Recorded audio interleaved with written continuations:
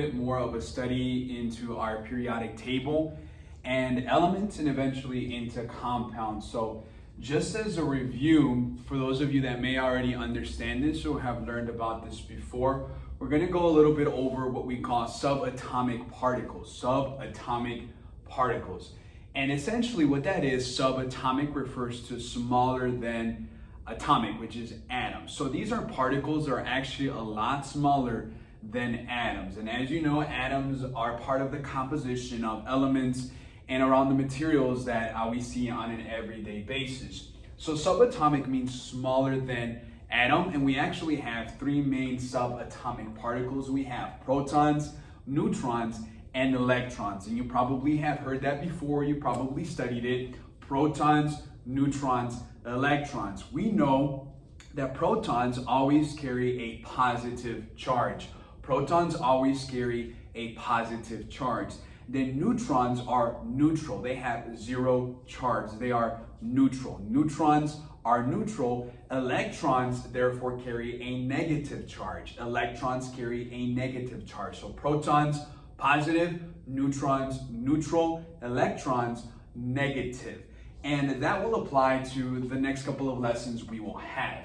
Now, the lesson for today, we're actually going to start on this side of the board. This is called isotope notation. Isotope notation. So typically, elements are defined by the number of protons that they have.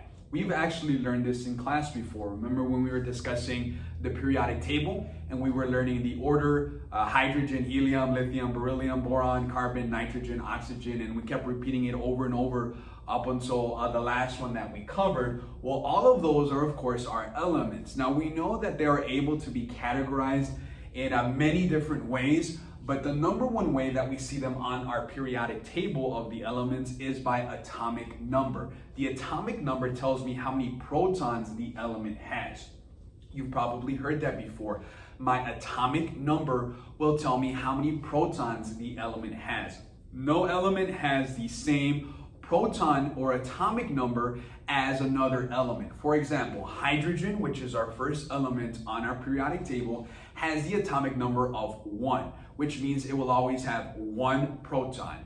Again, hydrogen has 1 proton and therefore has the atomic number of 1. If you add a proton to that, you'll have 2. That is no longer hydrogen. That is now helium. Helium has the atomic number of 2, and therefore it has 2 protons. My atomic number does not change in any element. It's always the same atomic number. It's always the same amount of protons in every element.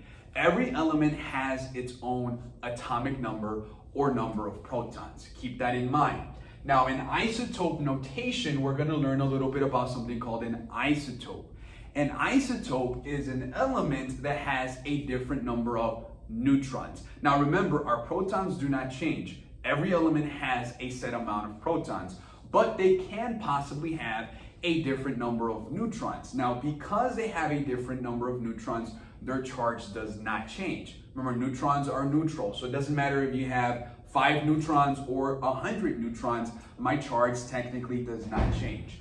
So in order to understand isotope notations, you need to understand how they are notated. So we have the diagram here. It's also going to be on the pieces of paper that will be handed to you in person or at your home if you come and pick it up to school, or if it's taken to you. You'll notice this diagram. This is the universal way of writing out a isotope notation. So you'll notice 3 components. You'll have the big letter X. That is my chemical symbol. Every element, as you already know, has a chemical symbol. For example, the chemical symbol of lithium is Li. So if you're looking at lithium, instead of the X, you would put Li, big Li. That is your chemical symbol.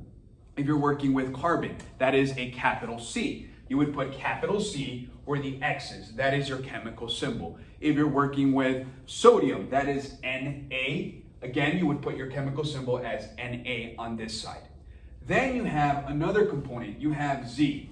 The one underneath, that is your atomic number. Remember, we just covered that. My atomic number is the number of protons my element has. If you're looking at a periodic table, which I would suggest you have one in front of you, go get your periodic table of the elements. You would locate, let's pick a random element. Let's go ahead and work with beryllium. So hydrogen, helium, lithium, beryllium. That's number 4. Beryllium is number 4. We know our symbol is Be. Be, so I would put Be right here.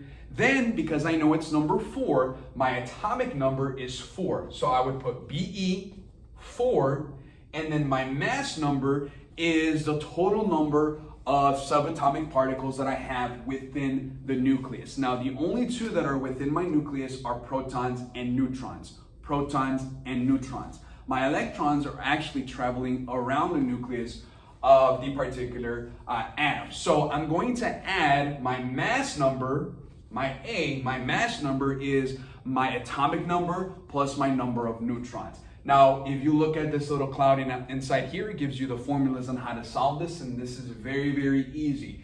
In order to figure out or calculate how to get A, you're gonna add your Z and your N. Now, we already know my Z is my atomic number. That's on your periodic table. We've also memorized them in order, a lot of them. So if you know how to do that, you know what number it is, or you can locate it on your periodic table. So once you find Z for atomic number, you need N, which is my number of neutrons. Now that's simple math. You might have to work backwards. You say, well, they gave me this, but they didn't give me this. So you can either solve for A by adding my protons and my neutrons, or you can solve for neutrons by subtracting your atomic number from your total mass. Out of all of these, one will be missing. So you don't have to do a lot of math. It's simple addition or subtraction. Addition or subtraction. I first need you to understand the 3 components of the isotope notation. So you have your symbol, your total mass, your atomic number, or your number of protons. Your symbol, your total mass, number of protons. That's simple. Symbol, mass, protons. Make sure you copy this down. Make sure you're looking at this diagram on your pieces of paper that are handed to you. Once again, this diagram is going to be key for this lesson. If you know these 2 formulas, everything else is very, very easy. You find your total mass by adding your protons and your neutrons, or you find your neutrons by subtracting your protons from your total mass. If this side is understood, let's go over and go to the left side. So these are examples of how to write your isotope notations, and they're very, very easy. Let's look at our first one, which is the top one. You notice a capital B. You'll realize and remember that that is boron, element number 5. Boron is capital B. So you would place the capital B, remember underneath, right here, would be your atomic number or your number of protons. If you look at a periodic table, you'll notice B or boron is number 5. Or you can also do hydrogen, helium, lithium, beryllium, boron, whichever is easiest for you. You know that boron is number 5, so it has 5 protons. You would place that under here. Then you would locate the number at the top, which is your total mass. That means that your protons and your neutrons equal a total of 10. So if you have 10 as your total mass and 5 as your protons, that also means you can plug this into your formula over here. Remember, your A is at the top, your Z is at the bottom. A minus Z. A minus Z gives me N. So I also have 5 neutrons because 10 minus 5 gives me 5. 5 neutrons. Now, in your isotope notation, there is no place to put your number of neutrons. If it is written this way, there's nowhere to put it. So you go ahead and leave that alone. It's just something to keep in your mind. I have 10 as my total mass. I have